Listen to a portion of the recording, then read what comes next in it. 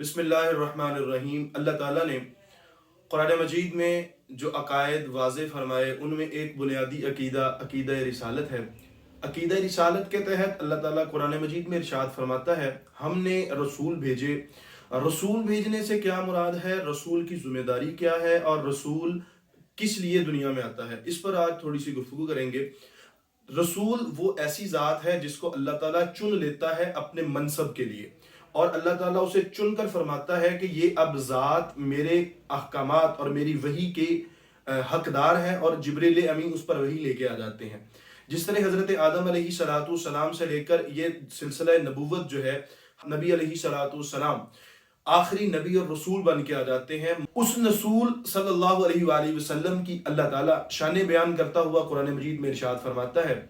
سورہ جمعہ ہے، میرے ہاتھ میں قرآن مجید ہے، سورہ جمعہ آیت نمبر 2۔ اللہ تعالیٰ فرماتا ہے وَالَّذِي بَعَثَ فِي الْأُمِّيِّينَ رَسُولًا مِّنْهُمْ يَتْلُو عَلَيْهِ آيَاتِهِ وَيُزَكِّيهِمْ وَيُعَلِّمُهُمُ الْكِتَابَ وَالْحِكْمَةَ۔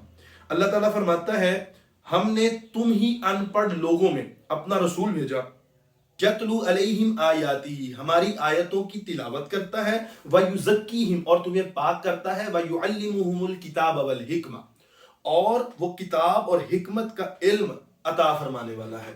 اللہ تعالیٰ نے رسولوں کی جو ذمہ داری اس قرآن مجید میں بیان فرمائی، سب سے پہلے اللہ نے فرمایا یتلو علیہ آیاتہ، وہ میری وحی کی تلاوت کرتا ہے، میری آیات کی تلاوت کرتا ہے۔ امت کو تلاوت کر کے بتا دیا جاتا ہے کہ جناب یہ اللہ تعالیٰ کی آیات آ گئی ہیں، اللہ تعالیٰ کا حکم آ گیا، اللہ تعالیٰ کے فرامین آ گئے، ان پہ عمل کیا جائے گا۔